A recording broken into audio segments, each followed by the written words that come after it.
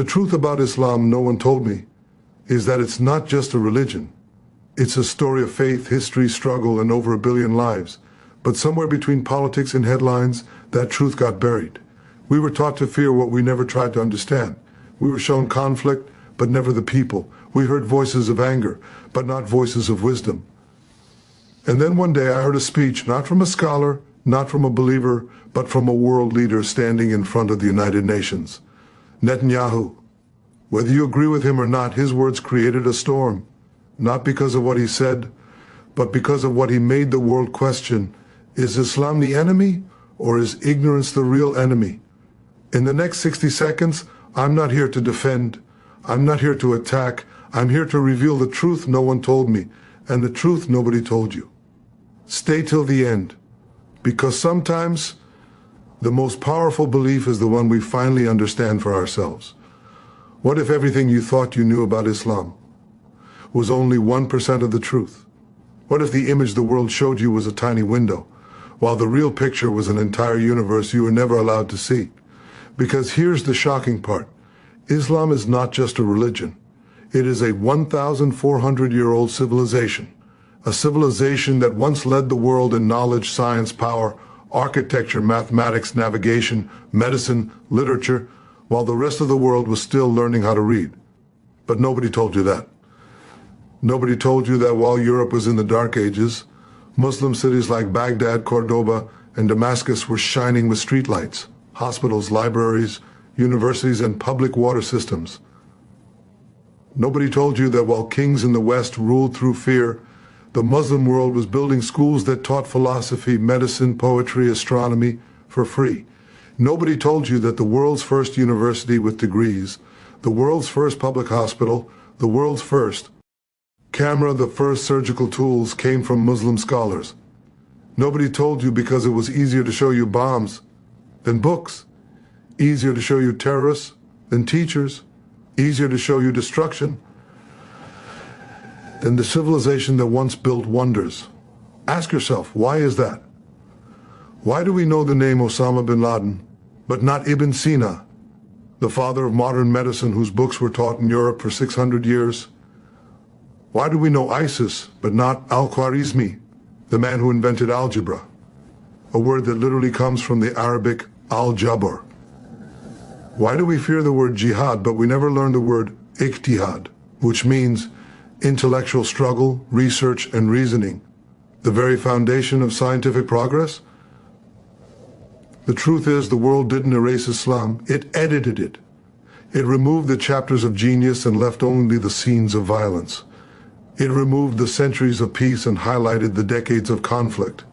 It took a civilization that built the world's greatest libraries and reduced it to a headline that fits into 10 seconds of news. And here's the real shock.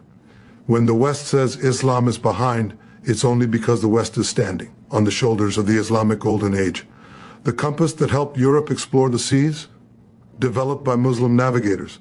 The numbers you use every day, 1, 2, 3, 4, those are Arabic numerals. The word algorithm, the reason your phone, your computer, your bank, your internet even works, named after the Muslim scholar Al-Khwarizmi. The coffee that the world drinks every morning, first discovered, brewed, and traded by Muslims. The world's first flying machine, built by Abbas ibn Firnas 600 years before the Wright brothers. Anesthesia, cataract surgery, medicine for smallpox, maps of the stars, optical science, chemistry, all pushed forward by the Islamic world. Now imagine this, a civilization that once lit up the world is today treated like a threat to it. A religion followed by 1.9 billion people, reduced to a stereotype created by a handful of extremists. A culture that once opened its doors to Jews, Christians, and scholars of every language, now painted as intolerant. How did the people that once translated Greek, Roman, Persian, and Indian knowledge into Arabic so the world could advance, become labeled as anti-progress? Maybe the truth was never missing. Maybe it was hidden.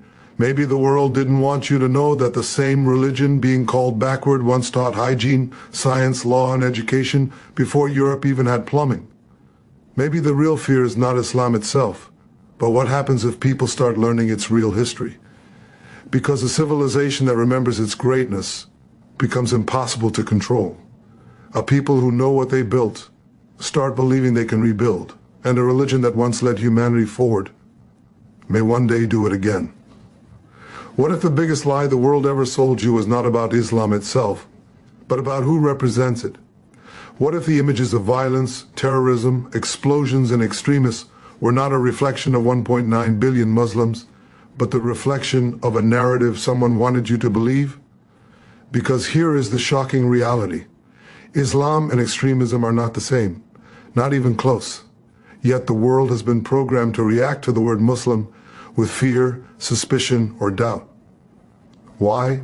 Because fear is more profitable than truth. Division is more powerful than unity, and a religion with almost 2 billion followers is easier to control when the world is taught to mistrust it. Imagine this. If even 1% of Muslims were extremists, that would be nearly 19 million extremists. The world would be burning. Planes would be falling from the sky every hour. Cities would be in flames. Borders would collapse. But that's not reality. The reality is that the extremist groups shown on TV represent not even 0.0001% of Muslims, yet they get 99% of the attention. Meanwhile, the 1.8 billion peaceful Muslims living, working, studying, healing, inventing, serving, remain invisible. A doctor in London saving lives, a teacher in Indonesia educating children, a scientist in Turkey researching medicine, none of that goes viral. But a man with a gun shouting Allahu Akbar becomes global news in seconds. Ask yourself, who benefits from this? Who gains when the world sees Islam as violence instead of values? When a Muslim doing good is ignored and a Muslim doing wrong becomes a symbol? When the actions of a tiny group become the identity of an entire civilization? If a Christian commits a crime, he is just a criminal. If a Jew commits a crime, he is just a criminal. If a Hindu commits a crime, he is just a criminal. But if a Muslim commits a crime, suddenly Islam is on trial. Why? Why is an entire faith judged by the worst of its followers, but never by the best of them? Why do the actions of extremists define Islam, but the contributions of Muslim scientists, scholars, humanitarians, athletes, writers, and leaders are erased? The world doesn't blame Christianity for the KK. It doesn't blame Judaism for the mafia. It doesn't blame Buddhism for violent monks in Myanmar. It doesn't blame Hinduism for mob killings in India, but it blames Islam for every extremist with a beard and a gun. That's not logic, that's agenda. Here's the deeper shock. The same governments who call Muslims terrorists have funded, armed, and trained extremist groups for political wars. The same media that tells you Islam is dangerous refuses to say who created, funded, and weaponized these extremist groups in the first place. You were shown the fire, but not the hand that lit the match. You were told to fear the monster, but not to question who built it. And while the world stays distracted, the real Islam, the Islam of peace, charity, prayer, family, dignity, knowledge, discipline, and justice, disappears from the narrative. The thousands of Muslims who die fighting against terrorism are never mentioned. The Muslim soldiers who risk their lives to stop extremists are never shown. The Muslim mothers who raise their children to love, not hate, never go viral. Because peace doesn't sell. War does. Humanity doesn't trend. Hate does. Now imagine if the world judged Christianity by the Crusades. Imagine if the world judged Jews by the actions of Israeli extremists. Imagine if the world judged Americans by school shooters. Imagine if the world judged the entire West by the bombs dropped on Iraq, Afghanistan, Syria, and Libya. Ridiculous, right? Yet this is exactly how Islam has been treated. The truth is simple. Islam is not the enemy. Ignorance is. Extremists are not the majority. They are the excuse. And the world's fear of Islam is built not on facts, but on filtered information. So the real question is not why are there extremists in Islam? The real question is why are 1.9 billion peaceful Muslims invisible to the world and only 0.0001% are shown? ChatGPT said, what if the world has been so busy fearing Islam that it forgot to acknowledge how much it owes to it? What if everything from the numbers you write, the medicine you take, the technology you use, the coffee you drink, the stars you study, even the university system you graduated from, all trace back to the very civilization the world is now taught to distrust? What if the biggest shock is not what Islam is accused of destroying, but what Islam actually built? Because here's the truth. No one was in a hurry to teach you. The modern world is standing on foundations laid by Muslim scholars, scientists, explorers, and thinkers. Yet their names have been deleted from the memory of mankind. The world celebrates Isaac Newton but forgets Ibn al-Haytham, the man who discovered the principles of optics and the camera centuries earlier. We hear about Da Vinci's anatomical sketches, but not about al-Zahrawi, the Muslim surgeon who wrote 30 volumes on medicine and invented over 200 surgical tools still used today. We celebrate modern hospitals, but never mention that the first public hospitals, with proper wards, pharmacies, training centers, and medical ethics, were built in the Islamic world. Every time you say algorithm, algebra, alkaline, alcohol, cipher, zenith, azimuth, you are speaking Arabic, the language of the Islamic Golden Age. The very phone in your hand works because of algorithms named after Al-Khwarizmi, the Muslim mathematician who founded modern computing. Without him, there would be no Google, no GPS, no internet banking, no smartphones. Yet you were never told his name, because society is comfortable using the inventions, but uncomfortable crediting the inventors. While Europe was burning witches and banning books, Muslim libraries held millions of manuscripts. In Baghdad, Cairo, Cordoba, Samarkand. While kings in the West ruled by bloodline, the Islamic world created merit-based scholarships, universities, and scientific academies open to Muslims, Christians, and Jews alike. While Europe thought the earth was flat, Muslim astronomers had already calculated its circumference with stunning accuracy. While the world slept in darkness, Muslim cities had streetlights and running water. Even your daily habits are connected to Islamic civilization. Brushing teeth with a miswak, bathing regularly, drinking coffee first brewed in Yemen, using Czechs, Arabic, sak, wearing perfume, having three-part meals, even the idea of quarantine during pandemics, all introduced or developed under Islamic influence. But here's the shocking twist. The more the West advanced using this knowledge, the more it erased the hands that gave it. Centuries later, the world was taught to see Islam not through science, philosophy, art, and architecture, but through war, violence, and politics. A civilization that once cured disease is now accused of causing it. A religion that once produced scholars, poets, architects, explorers, scientists is now reduced to a stereotype of anger and danger. Imagine if the world taught you that light bulbs existed, but never mentioned Edison. Imagine if people used relativity, but no one ever learned Einstein's name. That is exactly what happened with the Islamic Golden Age. The inventions remained. The credit disappeared. The world kept the brilliance. It abandoned the civilization. And this is not just a historical theft. It's a psychological one. Because when a people forget what they contributed to the world, they stop believing they can contribute again.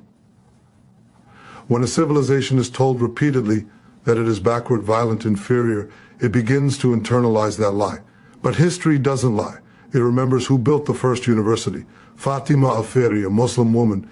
It remembers who drew the first surgical illustrations, al-Zahrawi, who pioneered chemistry, Jabir ibn Hayyan, who mapped the skies, al-Battani, who proved the laws of refraction, Ibn al-Haytham, who wrote the first encyclopedia of medicine, Ibn Sina, who inspired Columbus's maps, Muslim geographer al-Idrisi.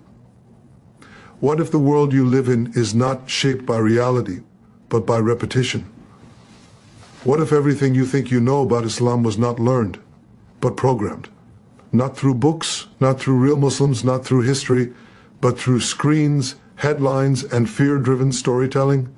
What if Islam was never the problem, but the way it was shown to you was the real manipulation? Because here's the shocking truth. Islam is not judged by what it is, but by what the media selects to show. Every religion has peace, every religion has violence, Every nation has crime, but only one religion is broadcasted through its worst moments as if that is its entire identity. A bomb goes off, Islamic terrorism, a mass shooting by a non-Muslim, mental health issues, crime by a Muslim, religious extremism, crime by anyone else, individual incident. It's not just bias, it's strategy. When a Muslim does something wrong, it becomes a global headline. When a Muslim saves a life, invents a cure, wins a Nobel Prize, feeds the poor, or stands for peace, silence. No breaking news, no alerts, no primetime debate. Why? Because fear sells. Peace does not. Think about it. Have you ever seen a headline that says, 1.9 billion Muslims woke up today and lived peacefully? Of course not. Because normal life doesn't bring ratings. Extremism does. Misrepresentation does. Fear glues you to the screen. And once fear enters the mind, truth is no longer welcome. The world rarely shows you the Muslim firefighter who rescued children, the Muslim doctor who operated all night to save a patient, the Muslim volunteers feeding the homeless in streets of London, New York, Karachi, Cairo, the Muslim scholars teaching ethics, peace, mathematics, healing, the Muslim families raising children in love, patience, and faith. Because that version of Islam doesn't serve the story. The story is simple. Islam equals danger. And once that seed is planted, every Muslim face looks suspicious, every mosque looks threatening, every Arabic word sounds like a warning. But here's what no one wants to admit. The media does not reflect reality. It creates it. People don't fear Islam because they studied it. They fear Islam because they were shown a filtered version of it. A version built on explosions, masked men, and angry chants. Never on prayer, wisdom, contribution, charity, or knowledge. And the real shock? Most people who hate Islam have never met a single Muslim, never opened a Quran, never studied Islamic history. Their opinion was pre-installed, like a software update, downloaded into their mind through movies, news channels, political speeches, and manipulated narratives. They didn't reach their conclusion. It was handed to them. Islam is not shown through the lens of 1.9 billion peaceful followers, but through the lens of 0.0001% extremists amplified 1,000 times. Imagine if Christianity was shown only through serial killers. Imagine if Judaism was defined only by violent settlers. Imagine if Hinduism was reduced only to mob lynchings. Would it be fair? Then why is Islam the only religion treated as guilty until proven innocent? And here's the twist. The same media that demonizes Islam also depends on it.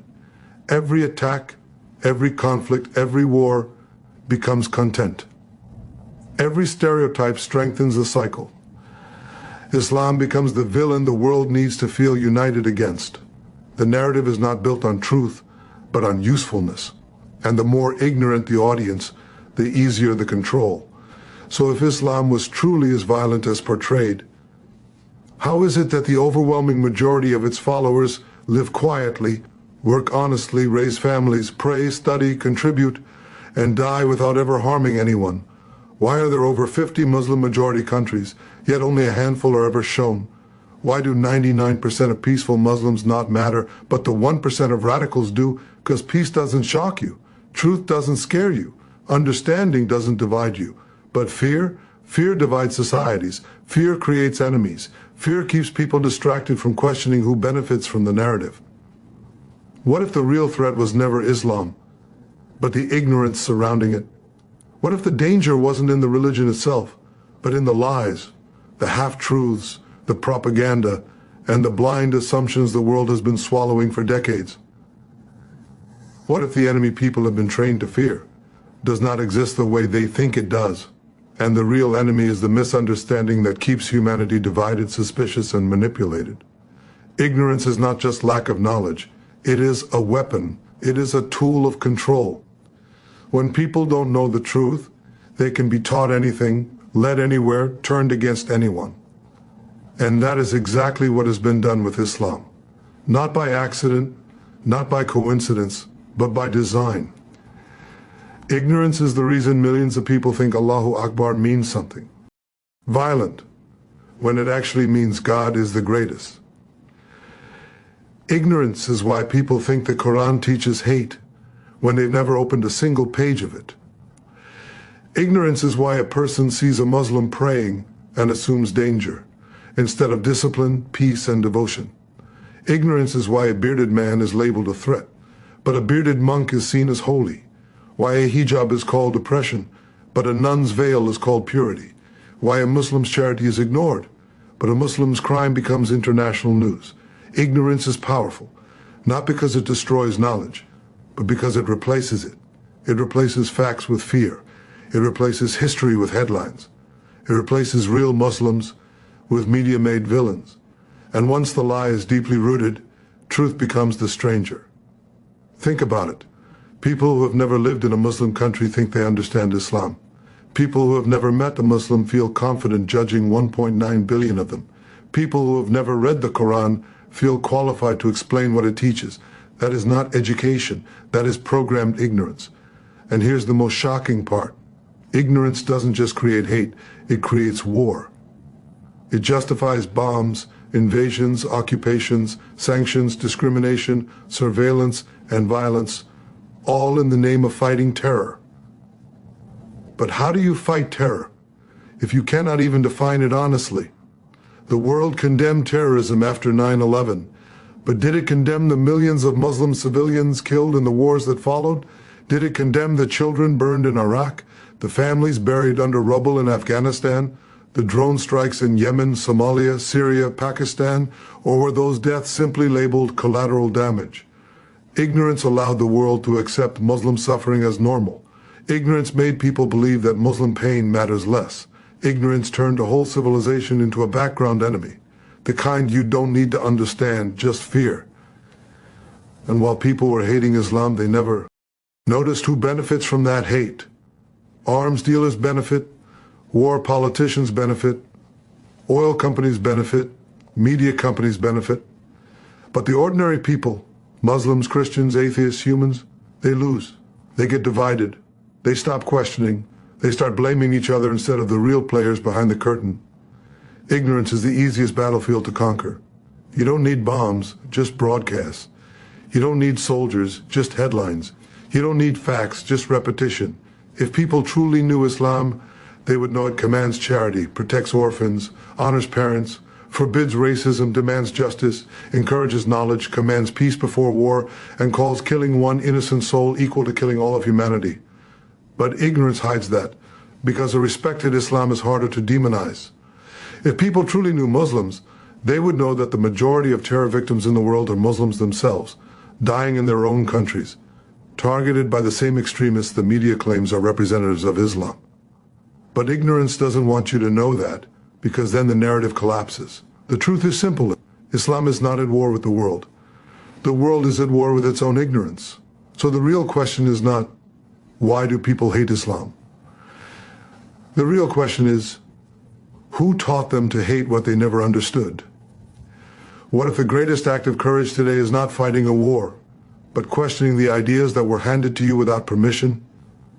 What if the real bravery is not in defending what you already believe, but in daring to ask, what if I was never told the full truth? Because the most shocking thing about Islam is not the religion itself. It's how many people have formed opinions about it without ever studying it, experiencing it, or even meeting the people who live it. The truth doesn't need protection. Lies do. And that is why truth is always the last thing you are allowed to reach. We live in a world where anger travels faster than facts, where stereotypes replace study, where one headline becomes stronger than 1,000 years of history. And the easiest belief to spread is not the truth. It's the one that requires zero thinking. Islam is this. Muslims are that. Labels are shortcuts. They keep the mind lazy and the world divided. But the moment someone decides to question, everything begins to shatter. Courage is not loud. Courage is silent. It is a voice inside that whispers, maybe I should learn before I judge. It is the strength to unlearn what the world forced into your mind. It is the willingness to step beyond fear and ask, what if Islam is not what I've been taught to believe? People are not afraid of Islam. They are afraid of being wrong. Because if they are wrong, then everything they mocked, feared, hated, or avoided wasn't Islam, but a shadow of it. And that realization requires humility. Humility is harder than rage. It is easier to call a religion violent than to admit maybe I never studied it. It is easier to repeat what the media says than to say, show me the real text, show me the real history, show me the real people. Cowards attack what they don't understand. Brave people learn what they don't understand. The world tells you Islam is a threat. But if Islam was truly a threat, why would 1.9 billion followers live ordinary, peaceful, family-centered lives? If Islam was truly built on hate, how did it create centuries of coexistence between Muslims, Christians, and Jews in places like Spain, Turkey, Morocco, and the Ottoman Empire? If Islam only spreads by force, how did it become the fastest growing religion in prisons, universities, and Western societies where no one is forcing anyone? Because truth does not need a sword. Truth just needs time. The real danger is not Islam. The real danger is a world where people are too afraid to ask questions. A world where we inherit beliefs instead of investigating them. A world where people would rather argue than understand. A world where fear feels safer than knowledge. Islam does not ask you to agree. It asks you to think. It asks you to seek, to reflect, to question, to research, to verify, to use intellect, not blind reaction. The Quran again and again says, will you not use your mind? But today, people don't reject Islam because they studied it. They reject it because someone else told them to. Someone else filtered it for them. Someone else labeled it so they wouldn't look deeper. The most shocking truth is this. If people actually read the Quran instead of reacting to it, half of the fear would disappear overnight. If people actually met Muslims instead of imagining them, the stereotypes would collapse. If people actually studied Islamic history instead of memorizing news headlines, respect would replace fear. That is why truth requires courage. Courage to unlearn, courage to explore, courage to admit that maybe, just maybe, the world you were shown was not the world that exists. And the moment someone dares to say, let me find out for myself, the narrative breaks. Because ignorance survives only when thinking dies. So after everything we have uncovered, after the lies, the distortions, the silence, the manipulation, and the rewriting of history, one truth remains impossible to erase. Islam was never the threat. Ignorance was. The world did not fear Islam because it was dangerous. The world feared Islam because it was powerful in a way no empire or weapon could ever be. Powerful in truth, in justice, in logic, in unity, in discipline, in faith that does not bend with time, politics, or pressure. And the greatest shock of all is this: Islam does not need anyone to defend it. Lies collapse on their own. Truth stands even when it is attacked. The question now is not, what is Islam? The question is, what will you do now that you finally know? Will you stay silent like the world, or will you become a voice that exposes what history tried to bury? Will you repeat what others said, or will you speak what they were too afraid to admit? Because the real war was never between religions. The real war was always between truth and deception. And the moment one person, even one, chooses truth over fear, the world begins to change. So to everyone who stayed till the end, thank you. Not because you listened, but because you dared to listen. Most people never reach the truth, not because it is hidden, but because it is uncomfortable. And if you've made it this far, it means you're not scared of uncomfortable truths. That already makes you different from the world. Good luck on your journey, not just in learning Islam, but in recognizing truth wherever you find it, even when the world tries to silence it. May knowledge be your weapon, wisdom be your shield, and truth be the voice that never dies in you. Thank you, not just for watching, but for waking up.